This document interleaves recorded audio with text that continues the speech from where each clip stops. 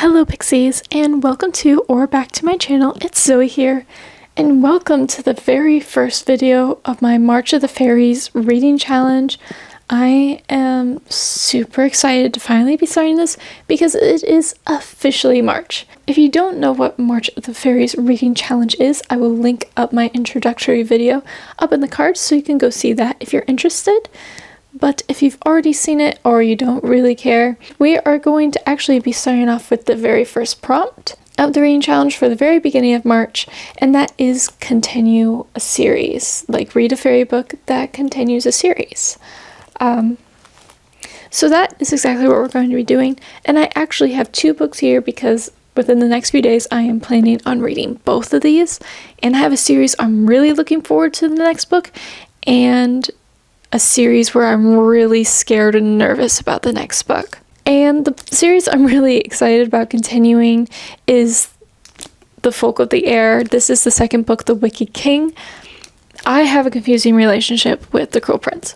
I read that book, I believe, the year it came out, and I was not into it. And I was a teenager at the time. It was a long time ago now, because I was like mid-high school, I believe, early high school, maybe even.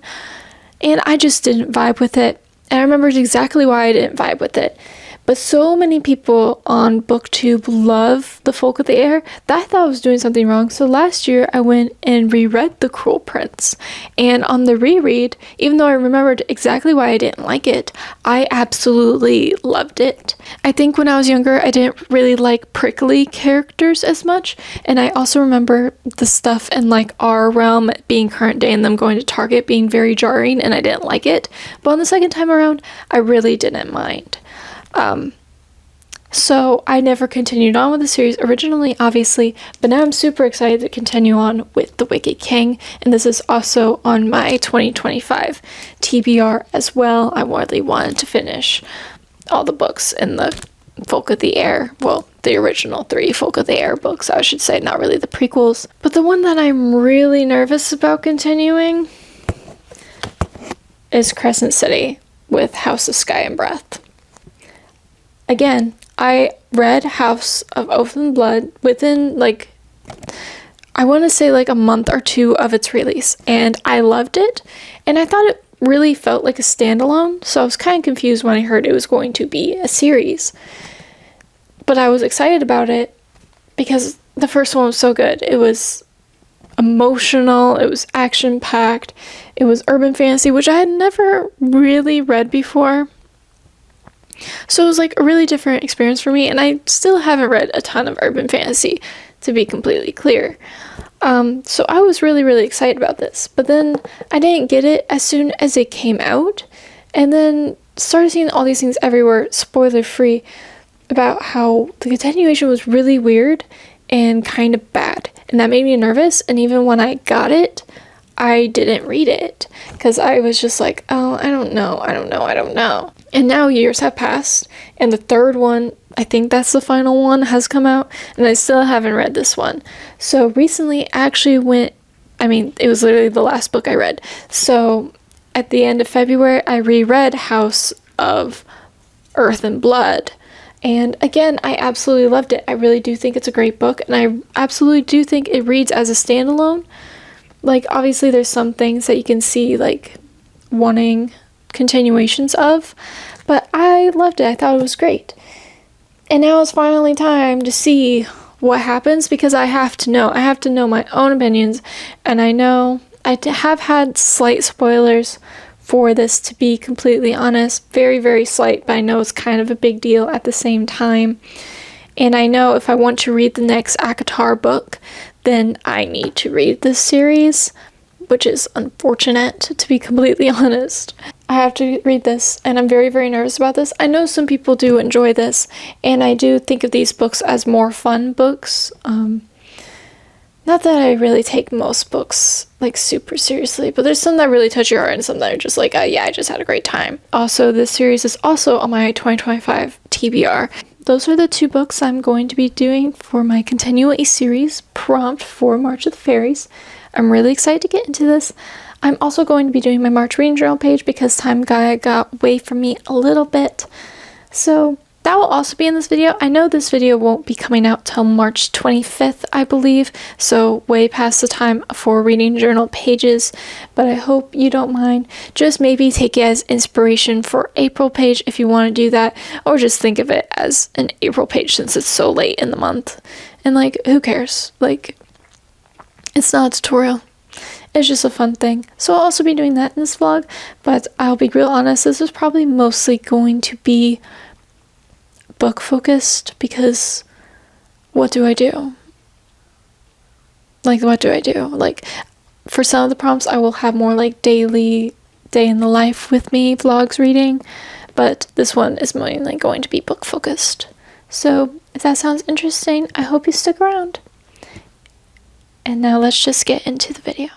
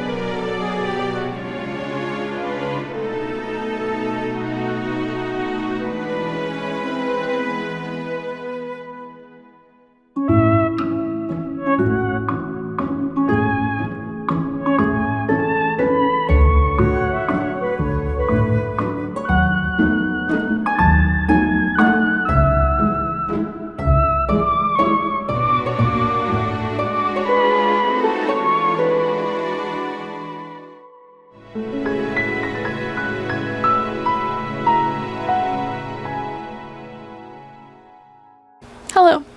It's update time because I have started both books. So let's chat about them. So I started last night by reading a little bit of The Wicked King, and I blocked out the thing with washi tape. Yes. I'm currently on page 221, which is the start of book 2 in this book. And I am having a really good time with this, but I don't believe I'm having as good a time as I had with The Cruel Prince, if that makes sense. Like, I'm still enjoying myself, but I just felt like The Cruel Prince had really a lot going on and a lot of action, and while there was politics, there was still like a lot of other stuff. This is mainly politics, and I just love seeing Jude and Carden together, even though they're both so horrible, but they're so horribly good at the same time. And like, love that for them. And like, I'm just having a good time. Sometimes I just like, why did you really trust anybody, Jude? Why did you trust them? And this book doesn't actually start up right after the events of The Cruel Prince. It's 5 months later. So Jude's bargain with Carden's only gonna last so much longer, and her sister really is going to be marrying that guy. If you know, you know. And it's just like, oh wow, awful. Just awful. But like, I'm having a good time. And I'm thinking this is more so a bridge between The Cruel Prince and whatever events are gonna happen in The Queen of Nothing, I believe is the third book. But I am having a good time, and maybe now that I'm on part 2, there's gonna be a bit more action that I really loved about The Cruel Prince the second time around that I read it. And then House of Sky and Breath. I am on page 55 of this book, so I'm on chapter 3. And I'm gonna be honest, I wasn't super impressed with anything I've read so far. I really loved House of Earth and Blood. It's very fun. It has a lot of intense moments, has really good character work, has a really good mystery element in solving clues, but obviously this book isn't going to be the same. And by I don't know if it's like the prologue in the beginning, because we start with a character we've never met before. Yeah, the prologue. And we get more of stuff that's happening out on the continent, which we got glimpses of in book 1, because there's this war that is going on in this world, but like Crescent City isn't really a part of that war, at least not yet.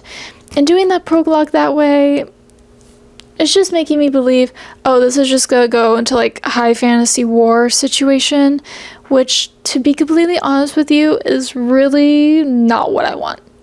I don't love war books. I'll read them, obviously, but I much prefer fantasy that doesn't have war as a spectacular element, or if it does have war, have it be kind of not on the mild side, but not everything revolves around the war, if that makes sense.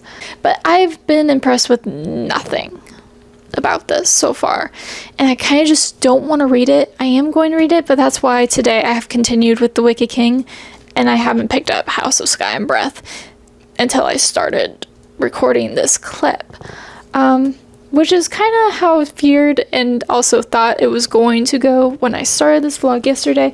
Was I was going to enjoy The Wicked King and kind of fly through it, and then kind of struggle along with House of Sky and Breath, and that's definitely what's happening, unfortunately. When I read more of House of Sky and Breath, I will let you know if my feelings change or if they get worse. That's my little update. I also should have included in here, like before this segment, my March reading journal setup. I'm really happy with how it came out. It wasn't what I was picturing in my head, but it's what I got, and it's pretty. It's pretty. I like pink and green a lot, and it's not overly fairy-esque, but I'm gonna be including a lot of fairy stickers in my spreads, so I feel like that's okay.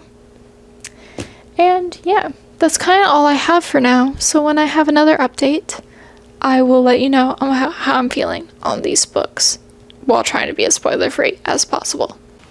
Hello, Pixies. It is actually Zoe from far in the future because there was supposed to be a clip directly after this portion of me writing about the Wicked King where I talk about my final thoughts on the Wicked King, as well as some of my thoughts of a bit further into House of Sky and Breath.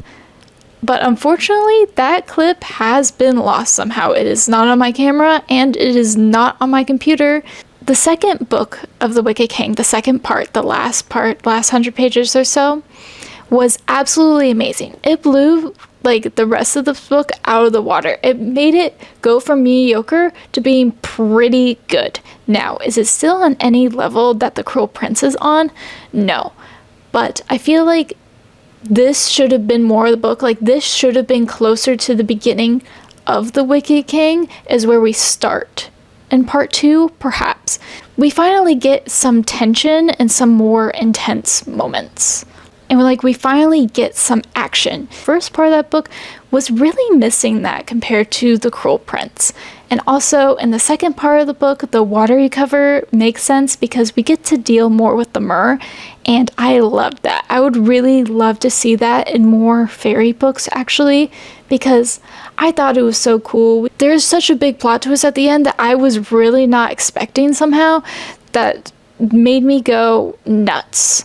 So there was that, and I really enjoyed The Wicked King, but it is not on par with The Cruel Prince in my opinion, but it's just slightly below, and I'm really excited to see what happens in The Queen of Nothing. Now for my beginning thoughts on House of Sky and Breath, honestly, between the prologue and this end bit that you're going to see in just a moment here, there wasn't really a lot of differences in my thoughts, but I remember specifically stating during this portion that I felt like Sarah J. Maas was trying to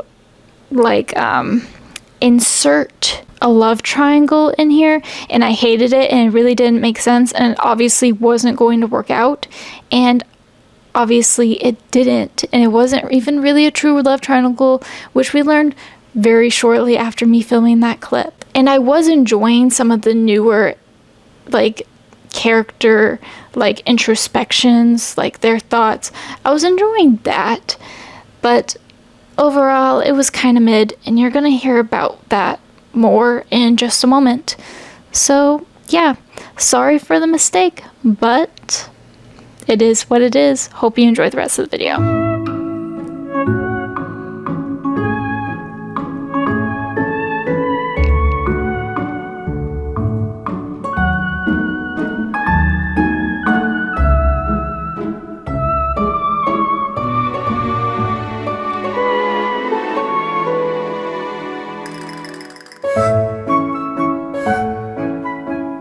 I have finished House of Sky and Breath.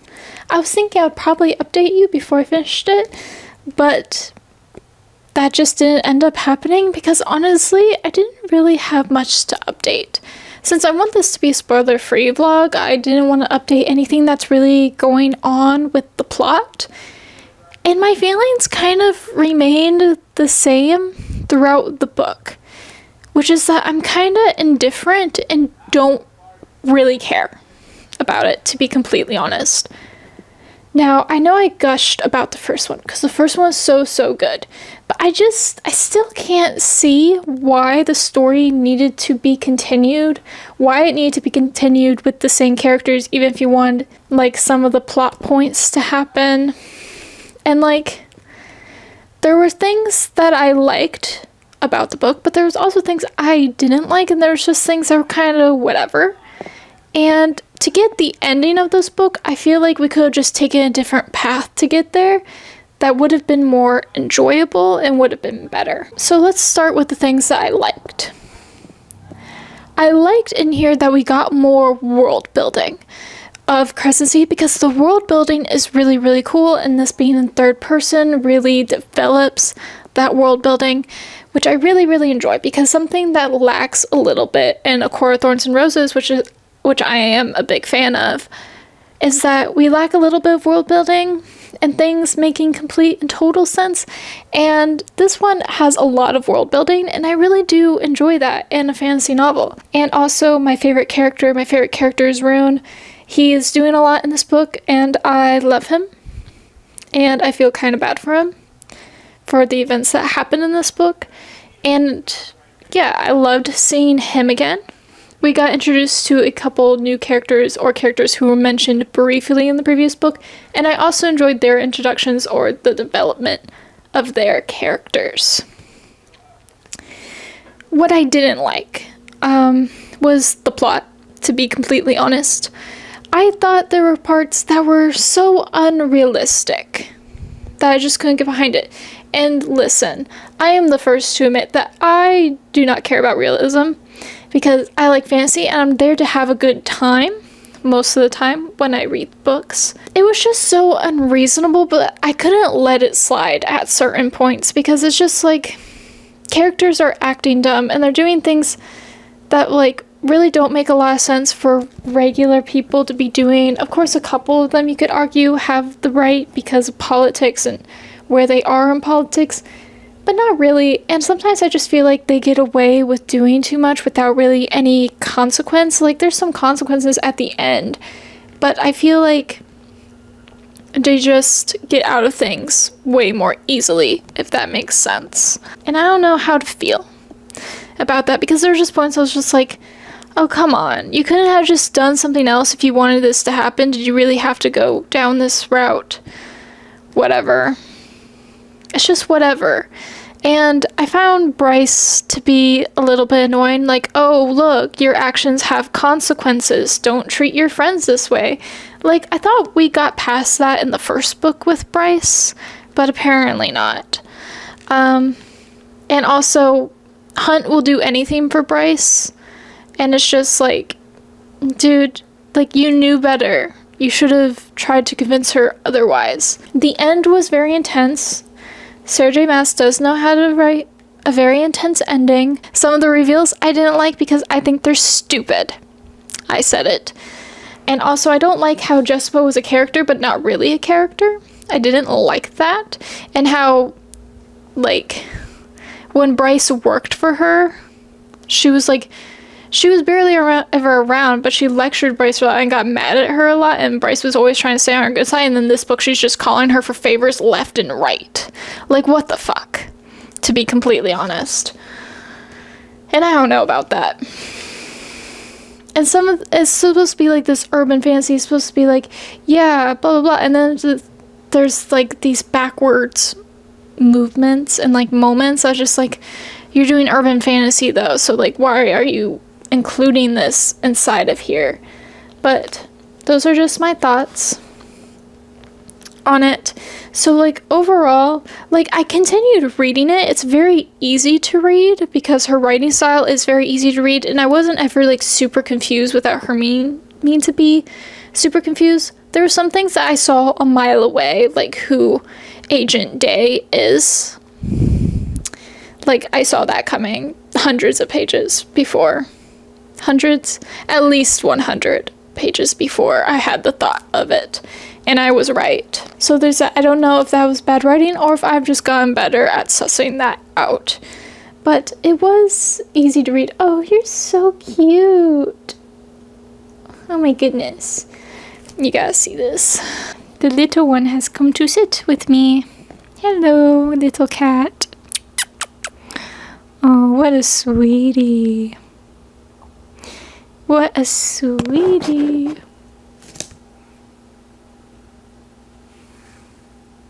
Anyways, back to what I was saying. Overall, at what point did I really super care until, like, the very end during the intense moment? But that was just more so because it was intense and it leaves off on, like, a huge cliffhanger. But, like, it was just kind of, it exists. I'm not angry with it, but I'm not happy with it at the same time. So I ended up rating it a 5 out of 10 because that's what I give to books I'm indifferent to or I don't know how to feel. And I think I already showed you what it looks like, but I thought I would show it again. But here was my spread for this page. I think it came out really pretty. I tried to channel the blue of the cover and such, and with the Sky and Breath vibe, but also it takes place during the autumn, and I wanted to include that as well. So yeah, and I think the page as a whole is also very, very pretty, and I'm happy with how it turned out. But as you can see, I didn't write a super lot because I didn't really have that many thoughts, because it was just okay, like it was, and like I didn't have a bad time, but I didn't have a good time, and how many times can I repeat those things? This vlog was kind of up and down because I read these 2 books. I continued these 2 series. The Wicked King, I had a really, really good time with The Wicked King. Bit boring at the beginning, but the end really, really sold me. I'm super excited to read The Queen of Nothing. And House of Sky and Breath, I'm kind of indifferent towards, but I didn't have a horrible time at the same time. So I'd say I've made a pretty good start into March of the Fairies. I have continued 2 series that I am going to continue both of them. I didn't have a horrible experience. With all of that being said, this is the end of the video. If you like this video, you can go ahead and give this a thumbs up. I would really, really appreciate it. And if you want to see more March of the Fairies content, you can go ahead and subscribe, because the next video will actually be out tomorrow. And I guess that's it. So I guess I'm signing off now. Okay, bye.